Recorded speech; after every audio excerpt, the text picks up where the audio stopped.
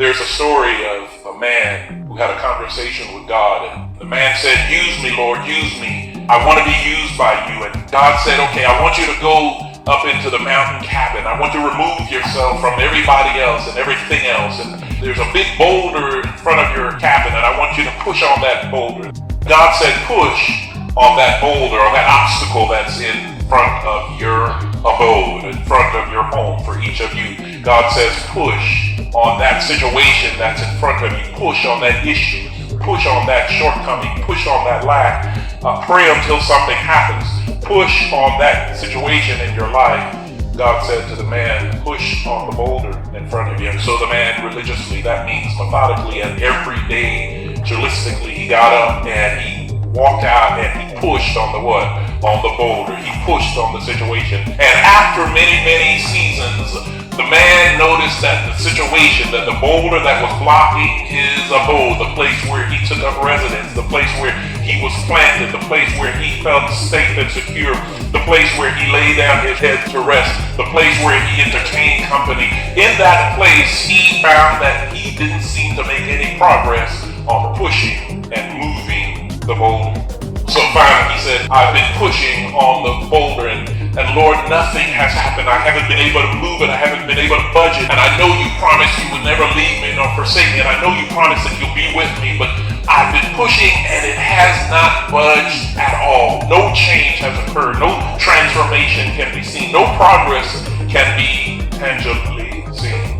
And God did not get upset with this man because he was taking his frustration and sharing how he was feeling to God. God simply responded and said, "I hear what you're saying." You know, in Communication 101, when someone is speaking to you and you restate to them what you hear them say using your own words, that affirms the person. I'm trying to help somebody here.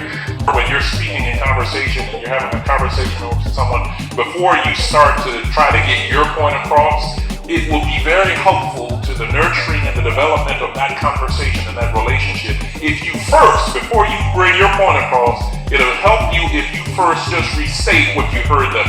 Because when you affirm someone, then they will be more apt, more likely to hear what you have to say in turn. God simply asked the man to what? To push the boulder. God didn't say the boulder was going to move. God didn't say, because I'm with you, I'm going to give you my strength so that you can lift the boulder and toss it off the mountain.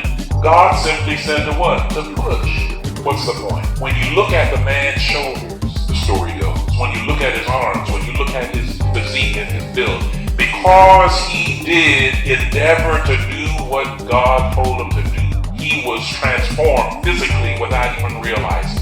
The life application for us is when you get on your treadmill of life and your journey of life and you're trying to provide and you're trying to do and you start feeling like you're all alone on a mountainside or all alone in a situation that you have going on or an issue that's going on in your life, you need to continue to just do as God asks you to do. Trust God, believe God, and have your action, that is your corresponding action, which is called faith, have your faith be kicked into gear to just push. When you do that, God may not move the situation or the issue that you're going through, but God is about transforming you.